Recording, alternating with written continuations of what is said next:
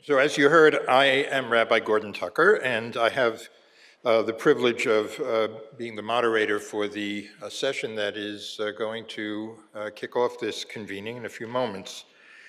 Since this will be the opening panel of the convening, and as its title indicates, is intended to set a framework for the 2 days, I'm going to take just a few moments for some opening comments. It hardly needs stating for anyone that we are living in a time of extreme partisanship on all sorts of issues.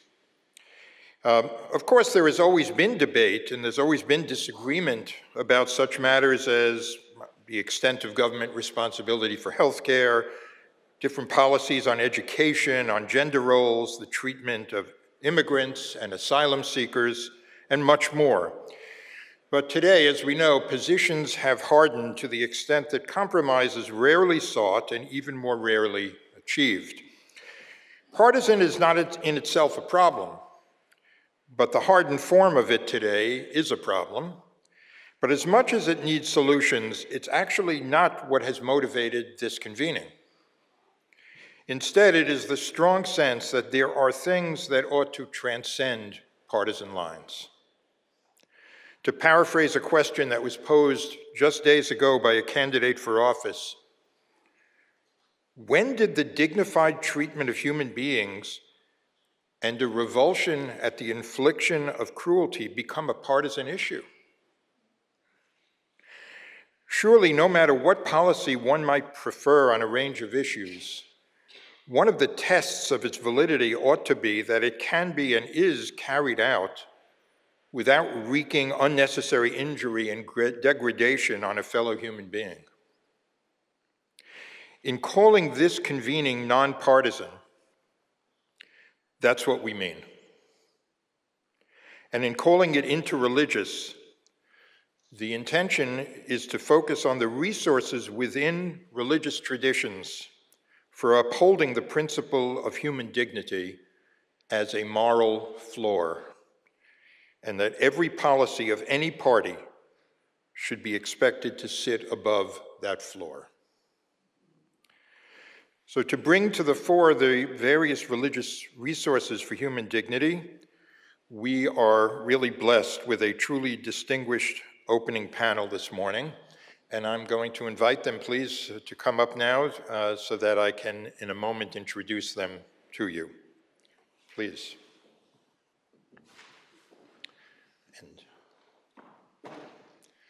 Doesn't much matter which seat you take.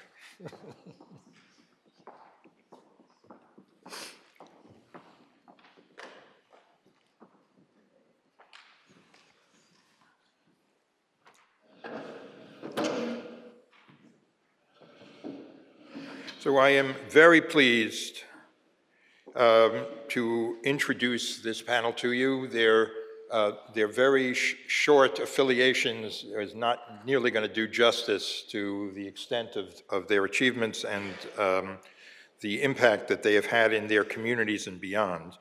But first, the Reverend Dr. Chloe Breyer, who is the Executive Director of the Interfaith Center of New York, Rabbi Dr. Shai Held, President and Dean of the Hadar Institute, Dr. Jerusha Rhodes, Associate Professor of Islam and Interreligious Engagement at our neighbor institution, Union Theological Seminary, and Dr. Heather Miller Rubens, Executive Director and Roman Catholic Scholar at the Institute for Islamic, Christian, and Jewish Studies.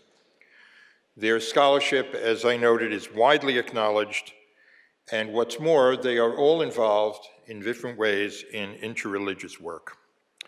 So I will try to keep time here so that we can comfortably hear from everyone, and we hope to have at least a bit of time for questions from the audience at the end.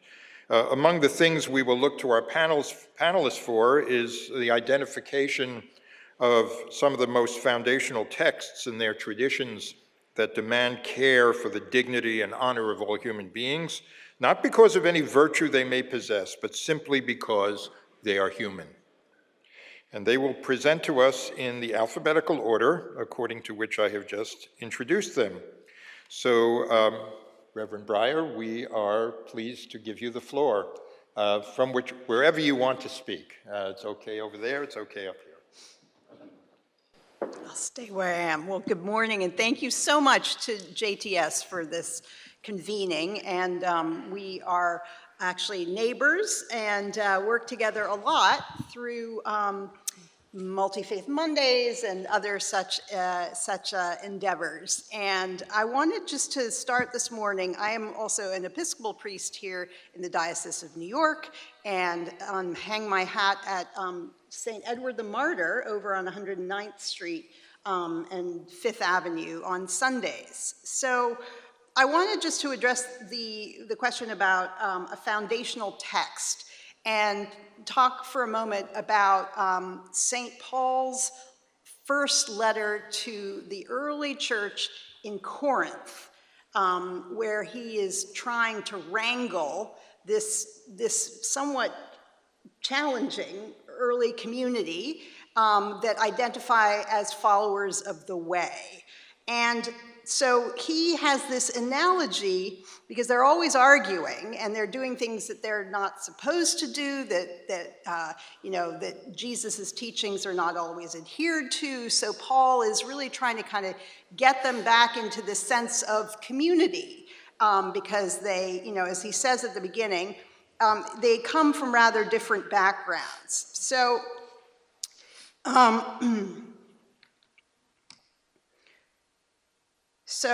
So here we go. So this is what he's writing to first the church, the early church in Corinth. For just as one body is one and has many members, and all the members of the body, though many, are one body, so it is with Christ. For in the one Spirit we are all baptized into one body, Jews or Greeks, slaves or free, rich or poor, because remember, this is a very diverse community, and we are all made to drink of one Spirit. Indeed, the body does not consist of one member, but of many. If the foot were to say, because I am not a hand, I do not belong to the body, that would not make it any less a part of the body. And if the ear were to say, because I am not an eye, I do not belong to the body, that would not make it any less part of the body. If the whole body were an eye, where would the hearing be?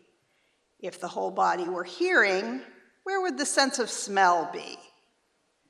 But as it is, God arranged the members of the body, each one of them as he chose. If all were a single member, where would the body be? As it is, there are many members, yet one body. The eye cannot say to the hand, I have no need of you, nor again the head say to the feet, I have no need of you. On the contrary, the members of the body that seem to be weaker are indispensable, and those members of the body that we think of as less honorable, we clothe with greater honor. And our less respectable members are treated with greater respect. But God has so arranged the body that the greater honor goes to the inferior members, that there may be no dissension within the body, but that members may have the same care for one another.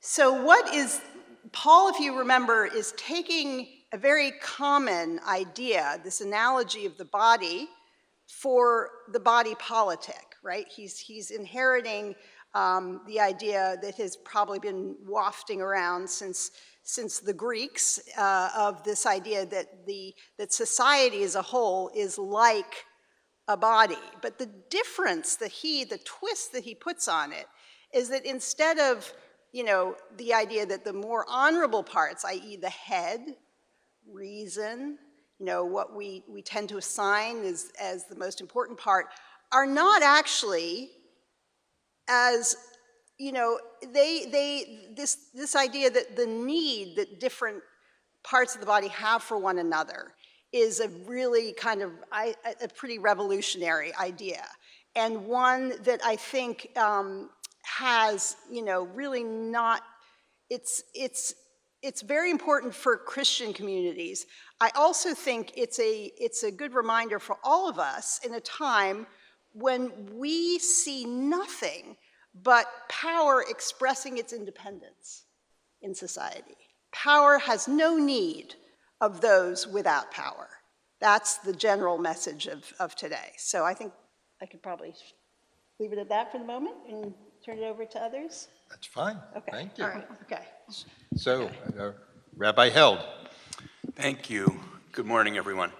I want to try in the time that I have to do two things. One, to talk a little bit about a Jewish vision of human dignity rooted in contemporary scholarship about what creation in the image of God means. And then two, a few reflections about a biblical approach to the dignity of immigrants in particular. Obviously, a morally and religiously urgent subject. So, as you all know, this is as unnew a thing as I could say. No biblical idea has had more influence in the unfolding of Western society than the Torah's claim in Genesis 1 that each and every human being is created in the image of God. But the interesting thing about this idea, and this may be deliberate, is that it is as vague as it is powerful. And Jewish interpreters have spent centuries trying to figure out exactly what it means to say that humans are created in the image of God. And classical Jewish thinkers often did something that was really interesting, but also really unbiblical.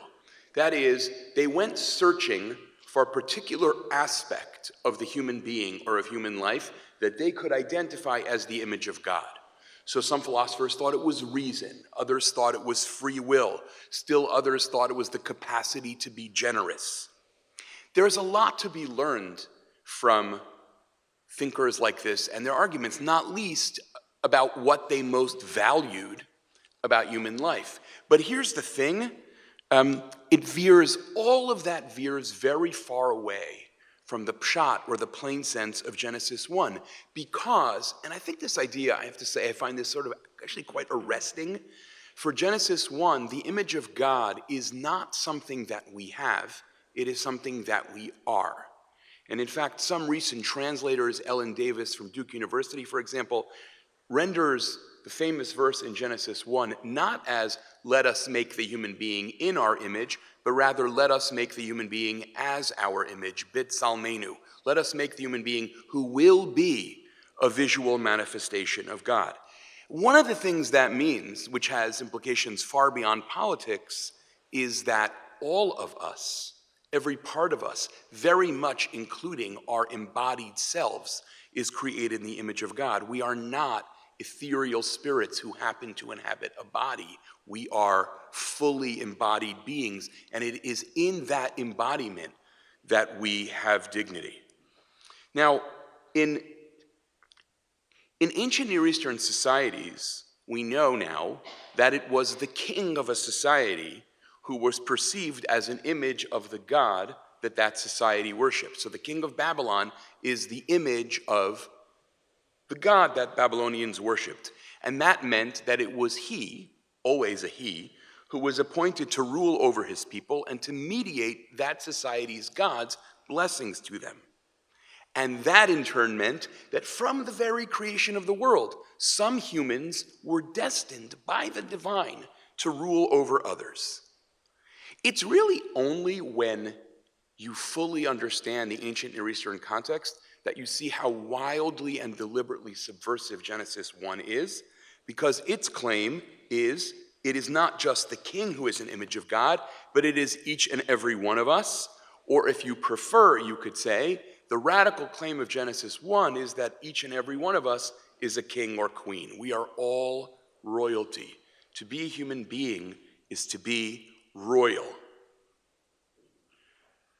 If you want to understand this almost in a kind of theological transfer, instead of the king being appointed to rule over other humans, all of humanity is now appointed to rule over the rest of creation, right? It's a kind of shift of the meaning of royalty. And if I had more time, I would offer a sidebar to say that decidedly does not mean, although some have taken it to mean, that human beings are given carte blanche to do what they want. Because in the Bible, the ideal king is one who is preoccupied with the well-being of his most vulnerable subjects, which means that actually being appointed to rule over creation actually entails nourishing and protecting creation rather than abusing it.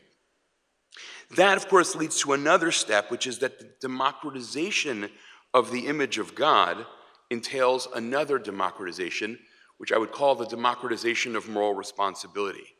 In the ancient world, it is the king who is appointed to be responsible for the well-being of widows and orphans.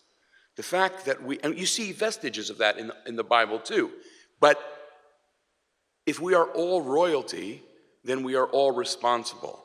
There is simply no such thing for the Bible as passing the buck upward. It's not me, it's just my government is an unacceptable position from a biblical perspective. In other words, and I think this point is really important, and I want to just sort of almost like in a belabored way say this. Our dignity consists both of the honor due to us and in the responsibility placed upon us. You don't have one without the other. You have both in the Bible. We are creatures of immense dignity and deserve to be honored and treated with respect. And with that honor comes a sense of commandment and obligation. And I want to say in concluding this first piece as briefly as I can, just imagine for a minute what it would mean to actually take this to heart. Imagine walking through the streets of New York City believing that every person that you encounter is royalty. And this is where you can see that the interpersonal realm and the political realm are actually in some ways indistinguishable here. This has to do with how I speak to the grocer, and it has to do with the kind of policies I'm committed to in a society. The president of a country, by dint of being president, deserves some degree of honor, but so also does a homeless man in the street, right? There's no distinction there. Each one of them is equally royal. Each one of them is, you might say, in classical biblical language, a visual representation of God. So, about immigrants for just a moment, right? One claim I think is very basic about the Bible, which is that if the God of Israel is concerned with the dignity of all humanity, that God is particularly concerned with the dignity of underdogs, classically expressed in the term widows and orphans.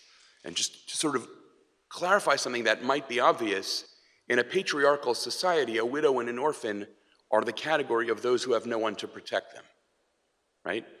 In a patriarchal society, those are the people who have lost the man who is economically responsible for them. The better translation of yatom would not actually be orphan, but fatherless, right? They are the paradigmatic vulnerable people, and the God of the Bible is in love with them.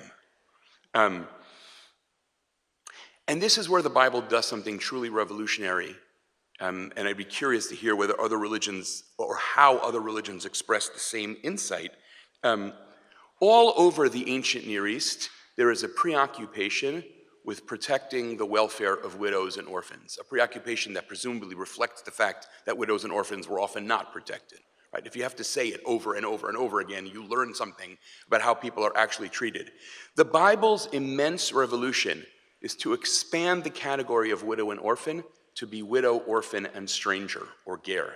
Ger, stranger, sojourner, immigrant, alien. That is to say, someone who is not part of the kin group, but who has come to live among the kin group, but because they don't have the connections that other people do, they are vulnerable to being exploited. The formulation I would offer here, for whatever it's worth, is that the move from widow and orphan to widow, orphan, and stranger is the move from protecting my vulnerable to protecting the vulnerable, which is a moment of enormous moral development in the history of the West. And what the Bible ends up doing, I think, is inviting Israelites, and by extension anyone who wants to be an inheritor of that book, into a double act of moral imagination. First, it is not my ancestors who were strangers in Egypt, but it is I myself. And then there are other people in this society now who might be experiencing what I experienced then. That is the double act of moral imagination, the cultivation of empathy that lies, I would say, at the heart of the Bible's moral, spiritual project. I just want to add one footnote to this notion about immigration. Here's what the Bible cannot do, and we should distrust anyone, right or left, who pretends that it can. You cannot turn to an ancient Near Eastern text and say, I would like to derive a one-to-one correspondence between this text and that policy. How many Syrian refugees should be taken in by the US? Let's turn to Leviticus. That is absurd. And honestly, that is done, I think, often in not wonderfully great faith, right? What the Bible can do, does do, and must relentlessly do is articulate an attitude and an ethos. And that attitude and that ethos is that the demonization and dehumanization of immigrants is a theological abomination and ought to be intolerable to any human being who claims to take religion seriously in even the most minimal sense. That seems to me to be, quite honestly, this is a ridiculous thing for me to say, that ought to be a totally uncontroversial, totally nonpartisan point. If dehumanization is a partisan issue, we are lost as a society. So if you hunt immigrants like dogs, you are assailing not just the word of God, but God's self. I'm going to end with this. I want to share a Hebrew pun. We are now going into obscure land, but I hope you'll bear with me. In the book of Job, there is an amazing pun that emerges for a moment and then disappears until it reemerges in the Musar movement and the Jewish spiritual, ethical revival movement in the 19th century. The pun is that the word achzar in Hebrew, which means cruel, is made up of two words, achzar, only foreign. And playing with that pun, I would just sort of like to suggest that what the pun can suggest is that cruelty is precisely what ensues, necessarily what ensues, when I insist on seeing the other as only foreign.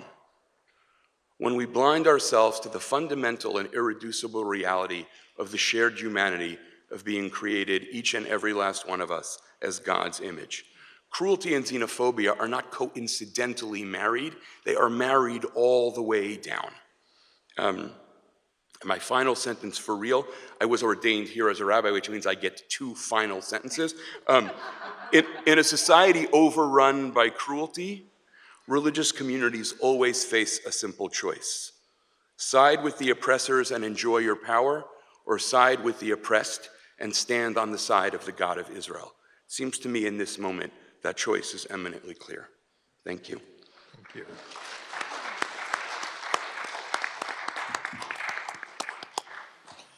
We will have a little bit of time for exchanges among the panelists, perhaps, and for some questions. But right now, we turn gratefully to Dr. Rhodes. Wonderful. Thank you so much for the invitation to be here today, to Tamara, to organizing it, and look out and I see colleagues, friends, mentors, new friends, students, so that's wonderful to always be across the street. So I have notes, which is, I have my notes, and then of course I come third, and so there's going to have a worse time than I do, and you get provoked by things that have been said before. We also received an email from Rabbi Tucker last night, just kind of reminding us of the general questions after him graciously meeting with all of us to discuss this panel as well. The question that was reiterated today was, what might be a guiding text, something that's incredibly important about human dignity. And I'm a Quranic interpreter. That's most of my constructive work, so I like texts, right? I'm fully aware that texts are not just texts, that they're ritual and history and artifacts, but I spend a lot of time interpreting texts. When I received the email last night after typing out my notes, which I'll come to say some of them, I was just struck by the fact that if I had to honestly answer the question of what text is most important in terms of human dignity, that I would not say a text in a written form. That I would say that the most important text in terms of affirming human dignity is the tears of someone who has been traumatized. He's talking about hunting people in the streets, the cries of children being pulled from their families, the trauma and stress and burden of people who cannot feed themselves in a society that is this rich, that don't know where they'll go for care, the harm that people feel when they hold their children dead in their arms. All of that, to me, is the most important text. Now, let me tell you something else. I'm not just saying that in a kind of turn to experience, and I will situate myself in a second as a Muslim, a theologian, but I want to also say that I'm saying that also as a textual scholar. Some of you may have more or less familiarity with the Quranic text, but one of its ubiquitous things is that it is constantly in the written text, redirecting to the text of the world. And in fact, in Arabic, this is the same word is used. It's the ayah of creation. It's the sign of God. We refer to the verses of the Quran as the sign, ayah. And it says, look at the ayah in the world, the ayat in the world, the signs in the world, to understand what you're being told to do here. So there is something inherently about this, looking to the world to understand. I just the other day was giving someone an example, and I think it helps to concretize this.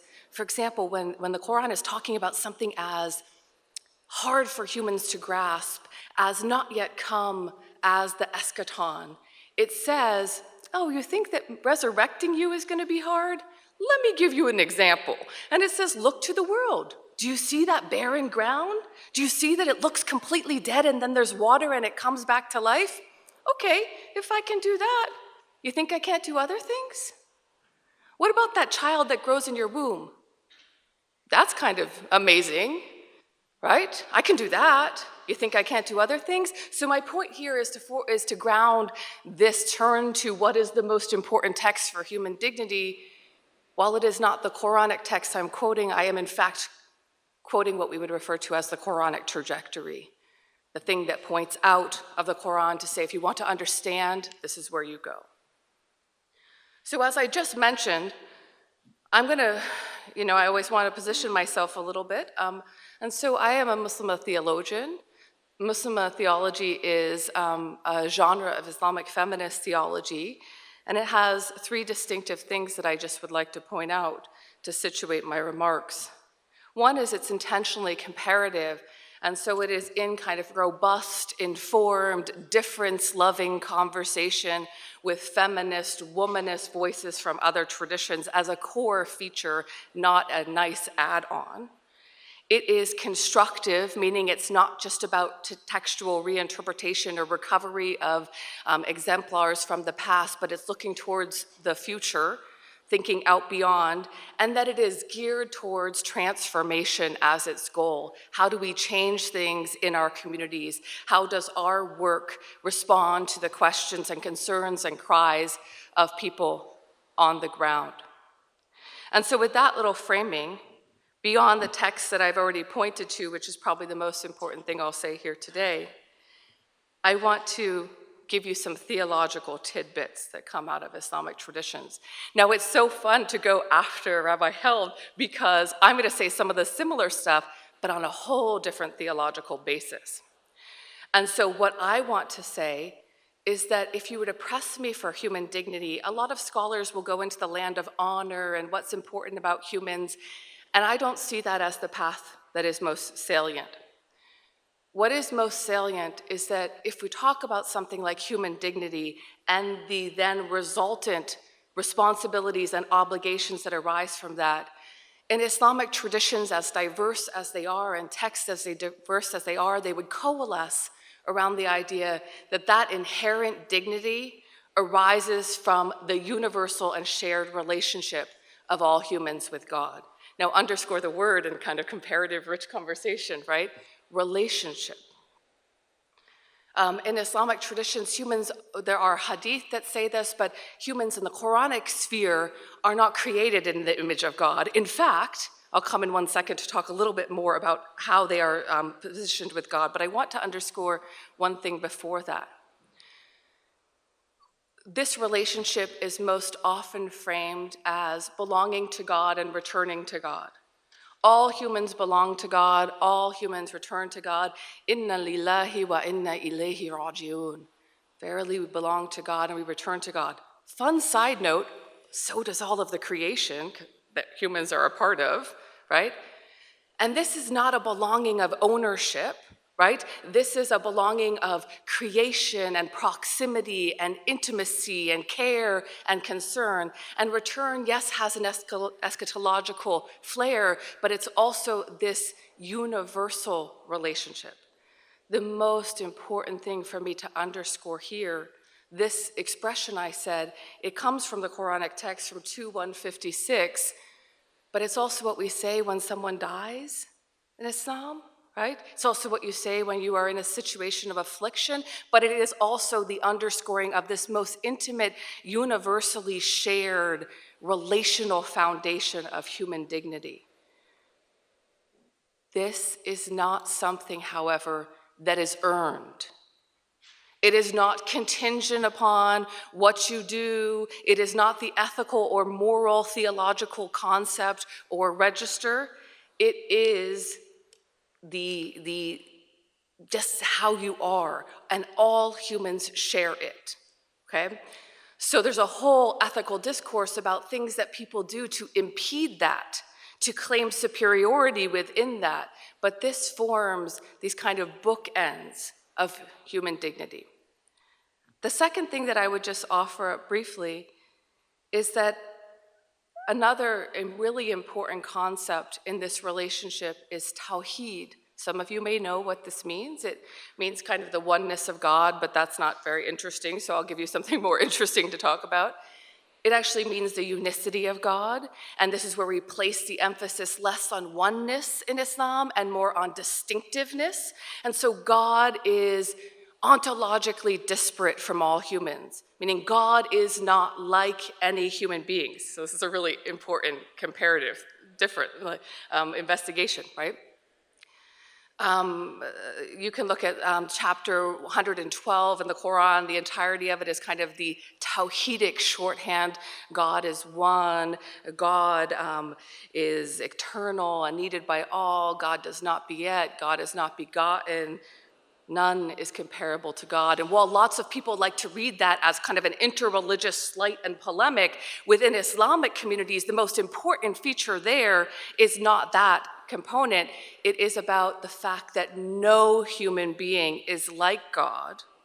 And because no human being is like God, any claims to be like God, to be closer to God, to be in more intimate relationship with God, to be more of a concern for God than other people, to have salvific benefits that are different than other people, all of those are seen as corruptions and truncations of this most central theological concept. So when I positioned myself as a Muslim theologian, in Muslim theology, what we call the Tawhidic paradigm is the most central counter-construct in the claims that we make. And what I mean by that is that we assert difference, universal shared human difference from God as the basis of reaffirming equality and dignity. You are not valuable because you are like God. You are valuable because we are all unlike God. And any of the things that we do in our actions, in the creation of structures, the articulations of policies, the reiteration of practices that tries to deform that and elevate some people over another is a corruption of that core concept. I want to say one final thing, and there'll be other things hopefully in conversation. But coming out of my work, it behooves me to say that concepts are lovely and inspirational, and that the real question, maybe on this screen up here, is less human dignity and more upholding. And so what makes us uphold things? What makes us fail to uphold and act, lean into, reiterate, mess up, and come back to these principles that many of us are very well aware of? right? What gets in the way? And so I have some thoughts on that, but I think for time, we can be in conversation later, but I would say that this is probably where the heart of the work is. What are some of the reasons that we fail in this? Just say one other thing from my kind of interreligious experience and work, and a lot of it that's been mentored by Bert Wazowski, who I don't know if is in the room yet, but is a great mentor and friend. I would say that one of the great possibilities interreligiously here is also on that upholding node. Not only what concepts do we have, but what diagnoses of the human conditions do we have? Why do humans fail to see the image of God or Imago Dei or Tawhid? Why do we fail? What gets in our way, right?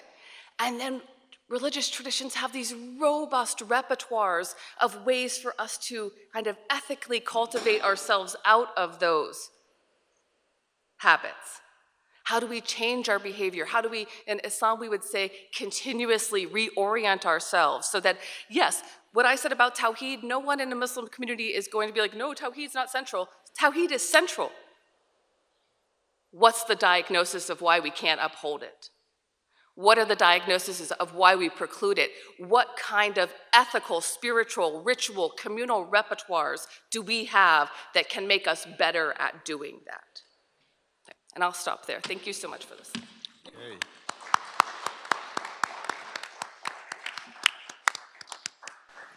Hey, Dr. Heather Miller-Rubens, she has some PowerPoint stuff, so I guess you're going to want to be over there to manipulate the computer. First, I just want to take a moment to thank you, Rabbi Tucker, and to the JTS community for the invitation to be here today, and to my wonderful co-panelists for starting this morning's conversation. So I'm a Roman Catholic scholar, practitioner of interreligious dialogue, working at an independent academic nonprofit in Baltimore, Maryland. I'm going to focus my remarks this morning on giving kind of a brief 101 lesson on human dignity in Roman Catholic tradition, grounded in text. And I'm going to sort of start, I'm going to say that what I'm about to present is both the content is Catholic and the form or the style are Catholic. So I made up my own little Baltimore catechism around human dignity for some questions to start us off. And then I get to move into magisterial documents, which my co-panelists don't get to play with as much. But I really want to I'm going to fly through those documents way more quickly. They all deserve a full course. Anyway, but way more quickly than I would care to in order to talk about Pope Francis. Because I think the concept of human dignity is core to his pontificate, core to his 3 major encyclicals, and I think he's making a provocative argument around human dignity that I want to test out with you all here in today's convenings. So there is a PowerPoint, but I'm going to keep it moving.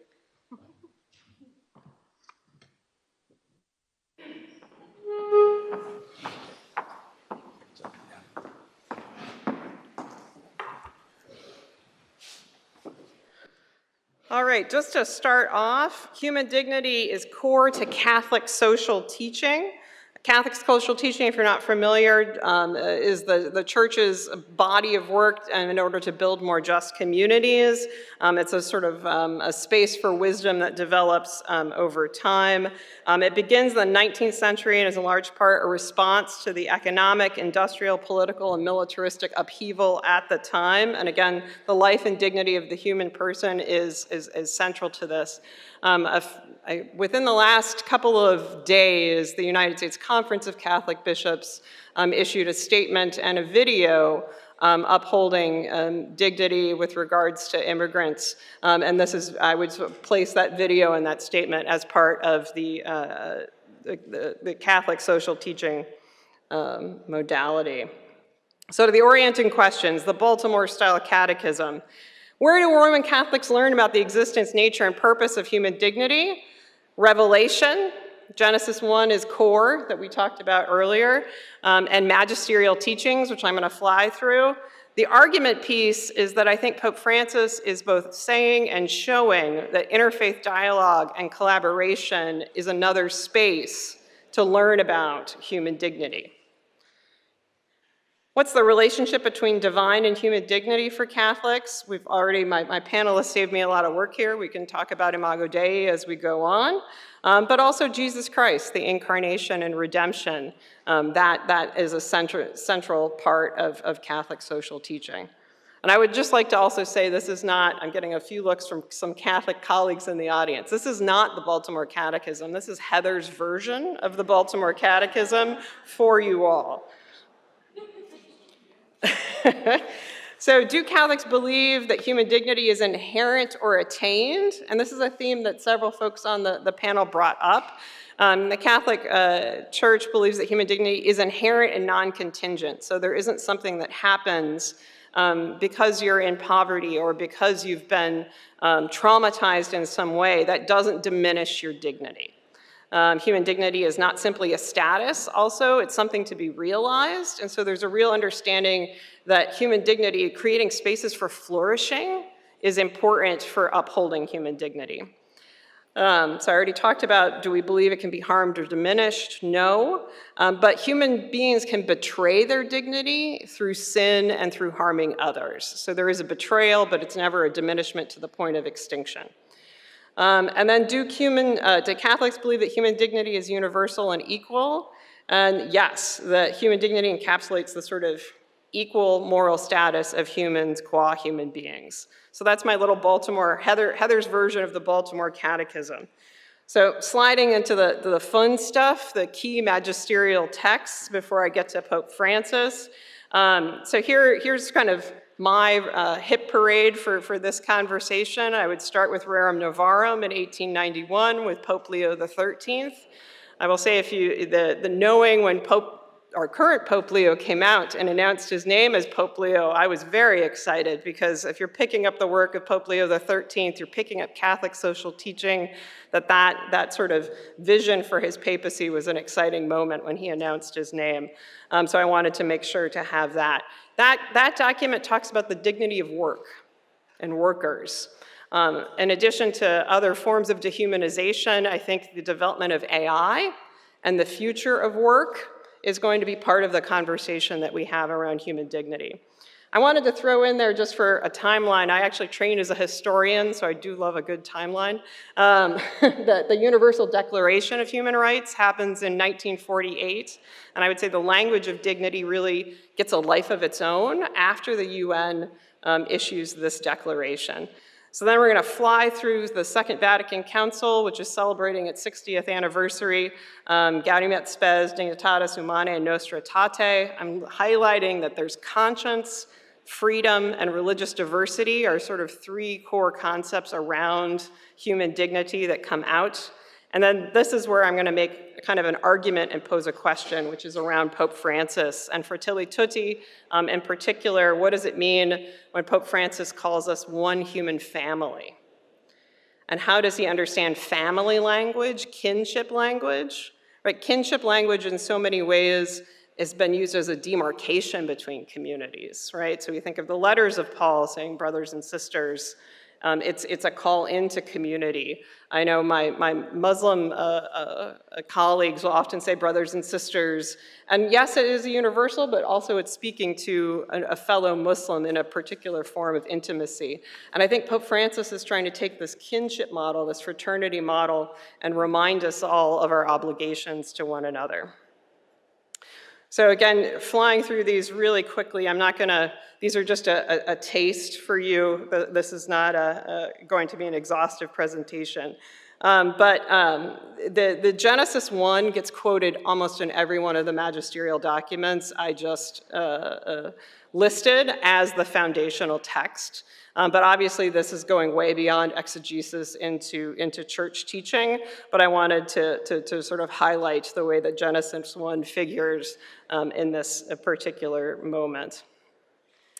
So again, Rerum Novarum is talking about the dignity of workers and claiming a sense that all men are equal, that there's no difference with regards to rich or poor, master, servant, ruler, or ruled. And then this is where things get going, that there's a duty that binds the wealthy owner and the employer not to look upon the work of people as their bondsmen, but to respect in every man their dignity as a person ennobled by Christian character. And so it really is focusing a lot on capitalism and communism and ways of thinking about work and the dignity of workers. Huge time jump, we're going down to the Second Vatican Council in 1965, and we're talking about hope and joy. And in this particular document at the beginning, there is this sort of acknowledgement of the existential situation of the audience, and sort of saying, what is man? What does it mean to be human? And what does it mean to think of oneself very highly, but also to be despairing? How do you sort of speak to people in both of those modalities? And in this particular document, the formation of conscience is really important. Conscience as being, as this text says, the most secret core and sanctuary of a man. There he is alone with God, whose voice echoes in his depths, and that conscience is something, again, that all humans are given. Kind of going through the Second Vatican Council this quickly is very hard for me, so thank you for bearing with me, because I want to stop and spend more time on each of these slides. So Dignitatis Humanae, this is really focused on religious freedom and how it shows up in society in its political form, and is creating a space for conscience and human dignity of a different kind.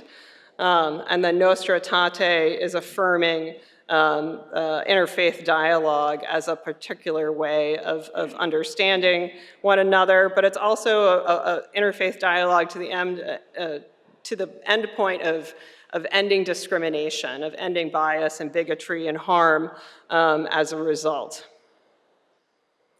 All right, so now Pope Francis, which is where I wanted to get to quickly.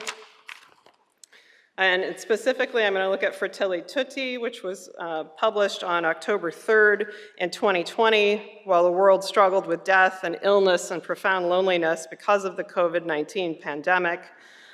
He signed and issued his third papal encyclical, and an appeal to the whole human family to build friendships and increase human connections. And Pope Francis called for all people of goodwill to create and sustain cultures of encounter that were grounded in human dignity and realized through practices of dialogue.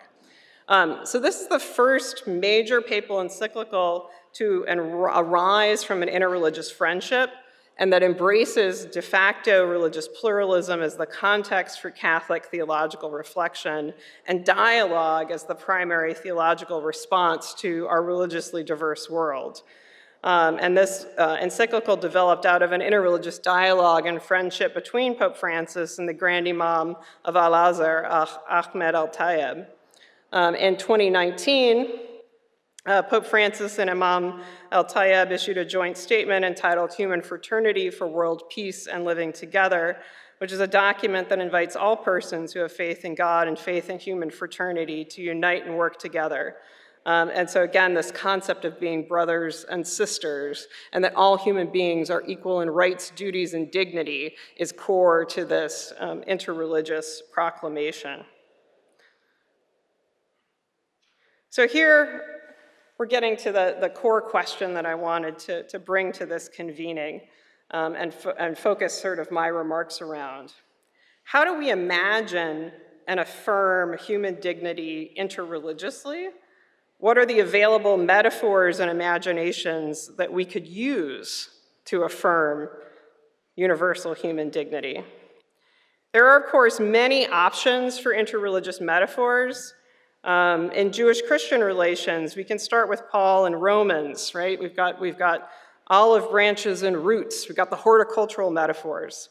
And of course, at a dialogue organization, we've got a lot of furniture metaphors. I'm often talking about dialogue tables in my work. And we have mealtime metaphors. Interfaith America and Ibu Patel of Interfaith America talks about the potluck nation, of bringing of food. So we've got shrubs, we've got tables, we've got food. But I think these metaphors are insufficient for capturing the dynamics of human-to-human encounter. of affirming human dignity, and of attending to the interpersonal and intercommunal connections of sustained relationality and all of its possibility and all of its messiness.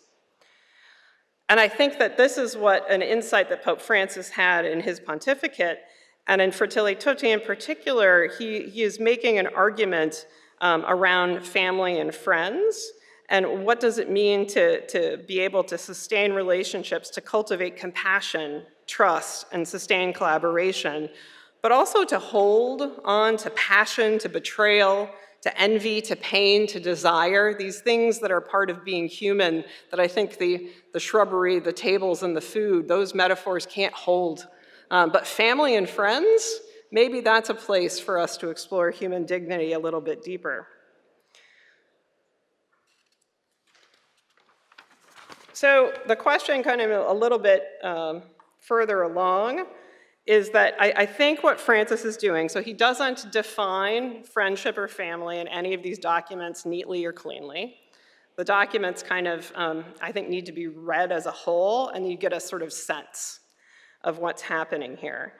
And I think what he's trying to do is to say, if we make a claim, sort of a foundational theological claim that we're all brothers and sisters, that that's the baseline, that that's where human dignity begins. And if we can affirm that, then we need to sort of work towards friendship. The sort of telos of this whole project is friendship, and dialogue and collaboration are the path between becoming family to becoming family who is also friends. I want to stress that, I'll slide ahead to this. So this is the very beginning of Fratelli Tutti in section 8. The dignity of each human person is really core to a universal aspiration to fraternity. And this is what I think Francis and Imam el-Tayeb think we've forgotten, this sort of universal aspiration to fraternity. And so again, the call to brothers and sisters all. But I wanted to say that Pope Francis knows that kinship and families don't necessitate a healthy relationship. Families can be dysfunctional, abusive, and murderous. He specifically turns to the parable of the Good Samaritan and to the story of Cain and Abel to show us what can go wrong. But there still lingers the urgent question, am I my brother's keeper? So if we say, yes, I am my brother's keeper, then what happens next? And if we understand our human family relationships as being expansive in that way, and this is where I think he says at the bottom, and I highlighted it here, that the goal of dialogue is to establish friendship, peace, and harmony. So you start from this sort of family model, but you're working towards a friendship model. And we know that in his life, that interreligious friendship was not an abstraction for Pope Francis. And then I know, again, in my world of interfaith relations, one of the first major stories that came out when he was elected Pope in 2013 was that he had a close rabbi friend from Argentina, Rabbi Abraham Skorka. Not a colleague, but a real friend who he was in conversation with. All right, so friendship is the end. We've talked about this. He had friends. Dialogue is the path. Summarizing, and then I'll sit back down to continue the conversation. Human dignity is core to Catholic teaching. It shows up in both scriptural interpretation, but also in magisterial texts. And I think that Pope Francis in his pontificate have particular lessons that we can use today. And I think in this current moment, in a culture of dehumanization, that dialogue is a deeply rehumanizing activity, and a recognition that we are brothers and sisters all, in my opinion, is a great place to start. Thank you very much.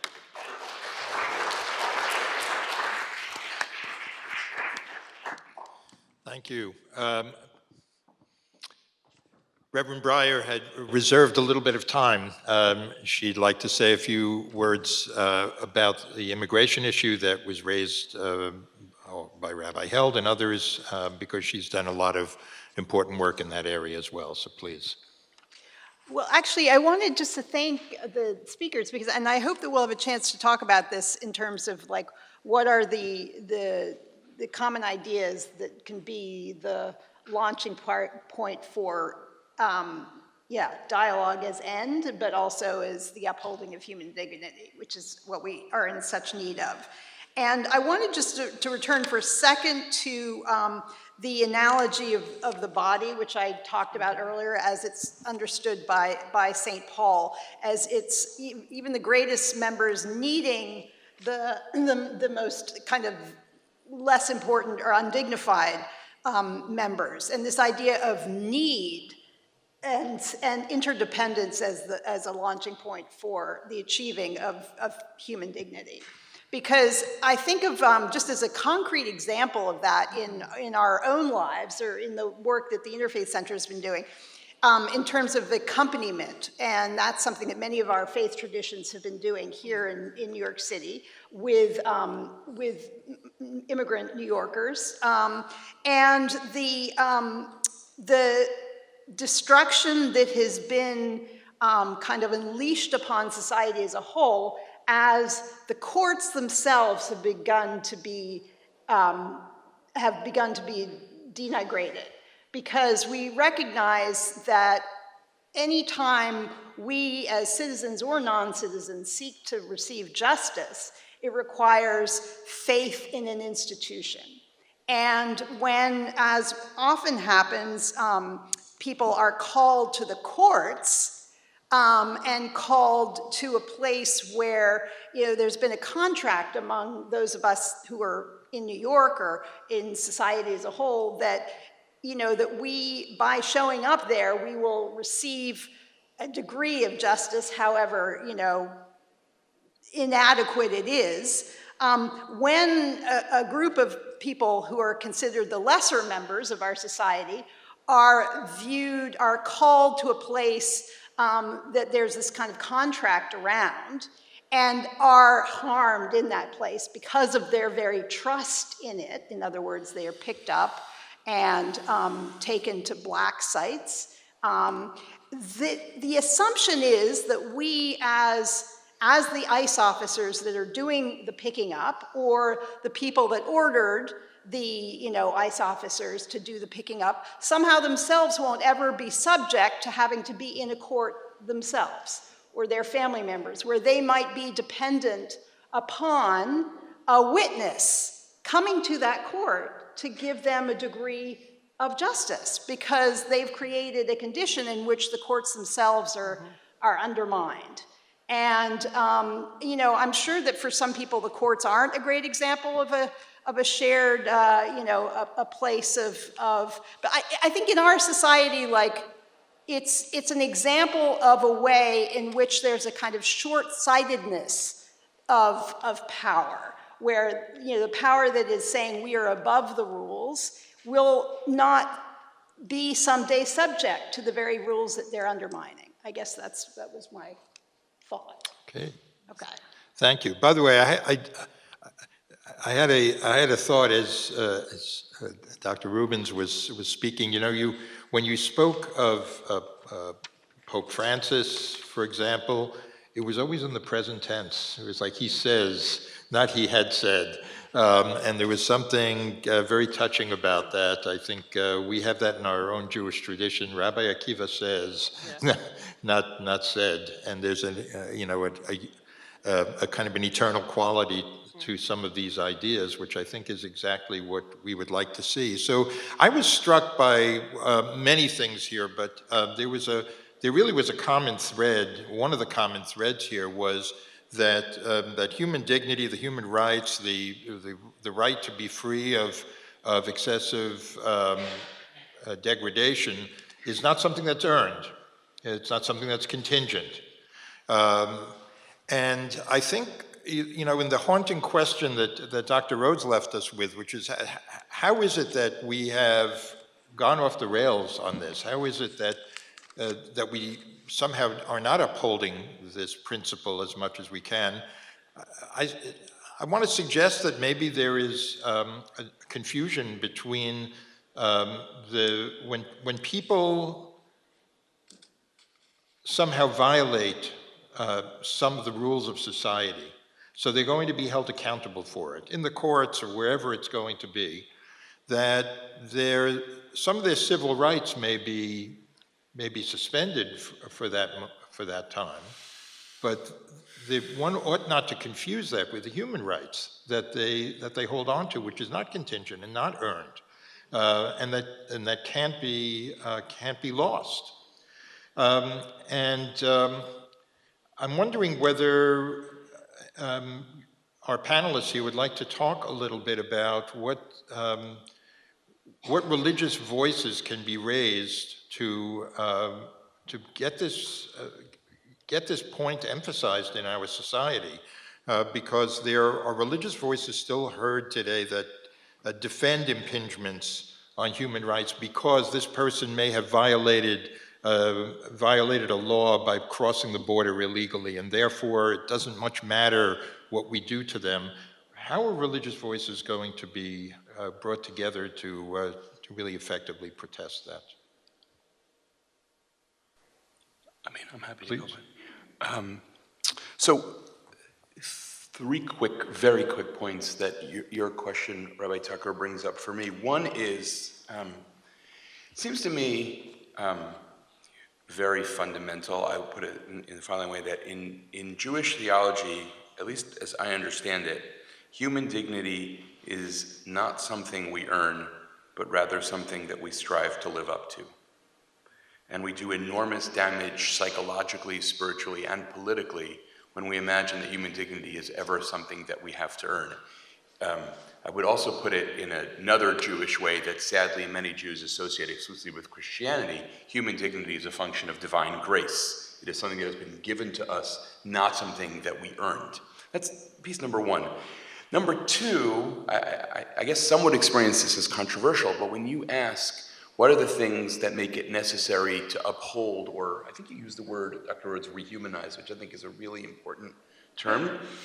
I think a culture where capitalism and consumerism are not just an economic system, but become a system of value, it becomes very hard to believe that anyone has anything that they don't have to earn. I think that is the toxic underside of a capitalist discourse. What do you mean? Everything I have, I earned. First of all, that's not true. Right? And second of all, that's actually a toxic notion. One of my favorite quotes that students always roll their eyes when I quote is attributed to Mark Twain. He didn't say it, but he should have. Mark Twain is quoted as saying, "A self-made man is like a self-laid egg."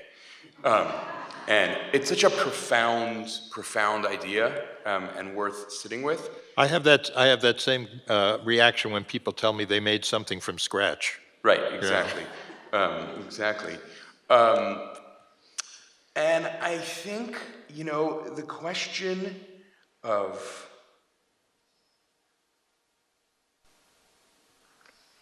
how, almost instinctively, although I think that word might be really the wrong one, we come to imagine that other people have dignity because of something we recognize in them that is also in us, as opposed to some kind of raw, irreducible fact. The very fact that they are human and alive is already a statement of their infinite worth. It's very, very, very hard for a lot of people.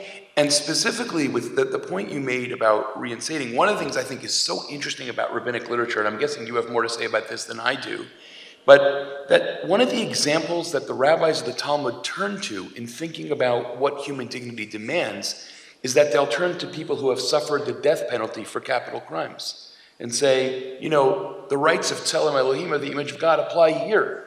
And implicitly there is a dramatic claim, even those you think maybe have forfeited their status, they've not forfeited their status at all. The Bible itself in Deuteronomy says, if you've been convicted of a crime and you're undergoing what we would call very harsh punishment of flogging, beware not to do it excessively, because then your brother will be degraded in your presence. Right. He's still your brother. Right. And he can suffer degradation.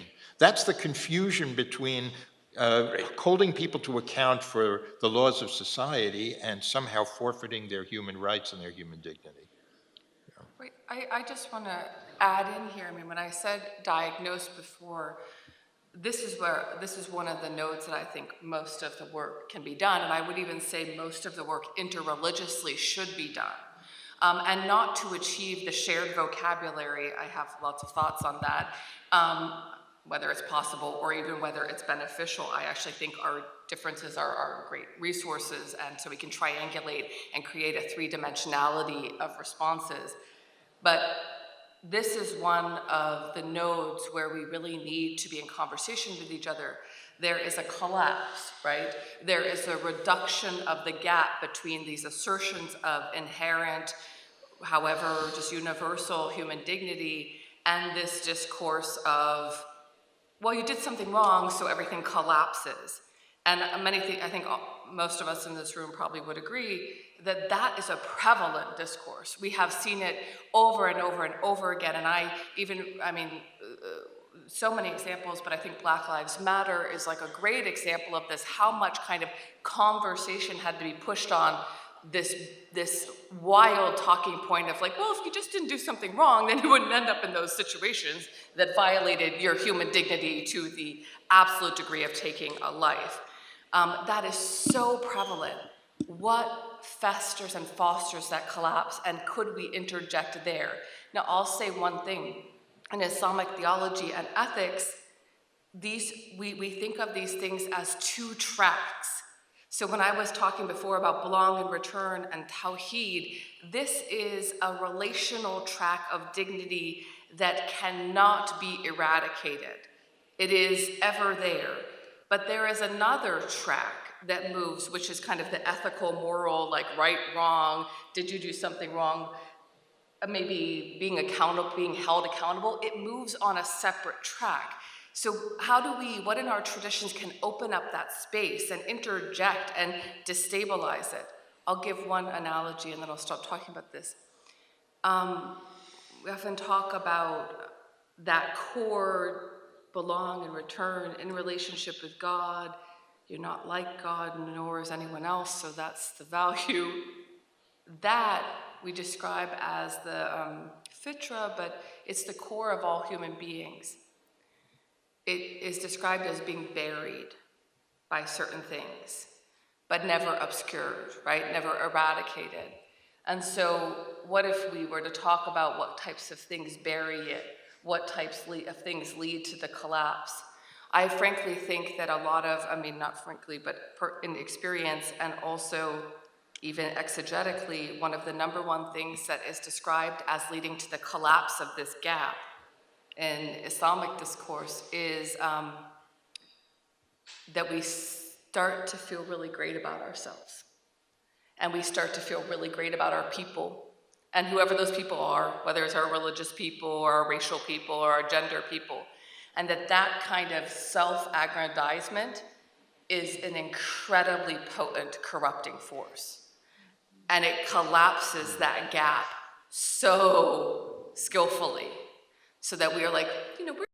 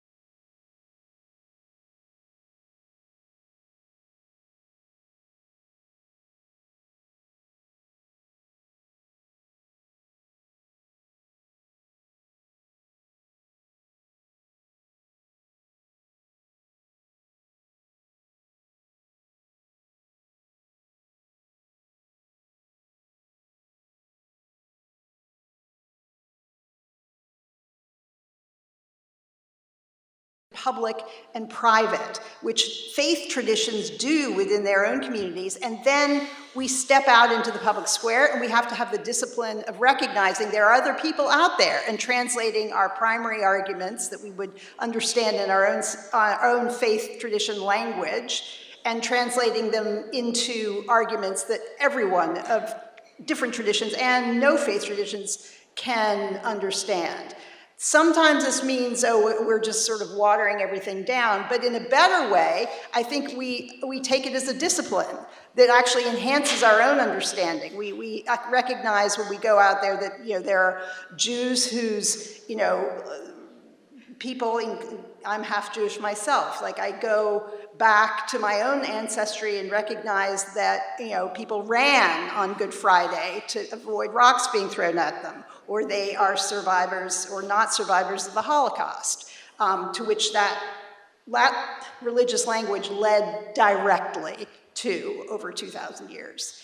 And the practice of walking into a public democratic square, of which I'm on equal footing with other people of different religious traditions, gives me the practice of humility, of, you know, thinking through what does my own faith tradition really mean, where are its core attributes, and how do I make that argument in a way that other people can hear. So I think that's kind of addresses your question. Let me note that there are undoubtedly a lot of thoughts here about what you've heard and being very, I'm sure there's a lot of interest in where do we go from here. There are a number of workshops this afternoon that will enable you to be exploring these things in a more informal and a more practical way. There's an insert in your programs that tells you about where those workshops are. And now I have the unenviable task of having to really bring this session to a close, unless there is a quick response to John's question from other panelists here. We will have to wrap it up at that point. Could I say something? Yes, please. So I think many of the things, a lot of my work is spent in conversation with those perspectives within Muslim communities and Islamic traditions on gender and sexuality. But what I really want to talk about is around religious diversity, because whether it's a manifestation of kind of certain views, like we might talk about views on violence or views like such as anti-Semitism or any, like whatever it is that we're talking about as kind of like the problematic stance. Some of those are really lightweight rooted in the tradition, right? But they're heavily rooted in context. But one of the things within the traditions that is a seed to all of that is actually related to religious exclusivism. And that is this idea when we start thinking that our traditions, our texts, our communities are the only ones that know things, but also the only site of any of the moral good. And so what that means is that even if we just identify as something, we have a moral foot up on other people. Now, remember before when I was saying that those kind of claims interject tawhid, and I was talking about that, this may sound disconnected from other things like gender and sexuality, but if you read the discourse of those perspectives coming out of Muslim communities, they are often couched in, we know this and we're not listening to other perspectives. And listening to those other perspectives is fostered through thinking that you don't have all the information, right? You get 10 seconds. I would just say, John, everyone decides, every inheritor of every religion decides whether they admit it to themselves or to others or not, what to read in light of what. Everybody does that. What do you put at the center and interpret other things in light of? And if you want to put that in a more theological vein, you also decide at a certain point, what kind of God are you serving? Yeah. Is God a moral monster, or is God fundamentally loving, caring, and inviting you to a life of justice? And if the latter, how you read what you inherit matters a lot and is shaped ineluctably, like in kind of by those prior decisions that you've made. So, you know, you have an idea about, this would be a nice, oh, I'm sorry. Thank you. I really appreciate your question, and I was thinking about, again, the complexity of what it means to sit within a community and tradition and uphold dignity. And the idea of upholding, to a certain extent, it's almost a muscle memory, and maybe we're not doing it perfectly. You know, the United States Conference of Catholic Bishops, I have some criticisms. I'm a kid who grew up in the Catholic school during the 90s when the child sex abuse was becoming known. Our communities are also broken and flawed and imperfect, but that doesn't mean when the bishops do stand up and are upholding the dignity of persons that we can't celebrate those moments. Even Fratelli Tutti is one of those things. It leans a little too heavy on brotherhood. The inclusion of sisters is almost an afterthought, and that's a critique. And I think just holding that tension, that upholding dignity is maybe a muscle memory that we're working towards, but we don't have perfect form, and that's okay. Okay. So as I started to say, you have an idea sometimes, this would be a nice idea for a convening, and you're not really sure, is it really a good idea? And then you have a panel like this, which reminds you, yeah, this was a good idea. And so please give your appreciation.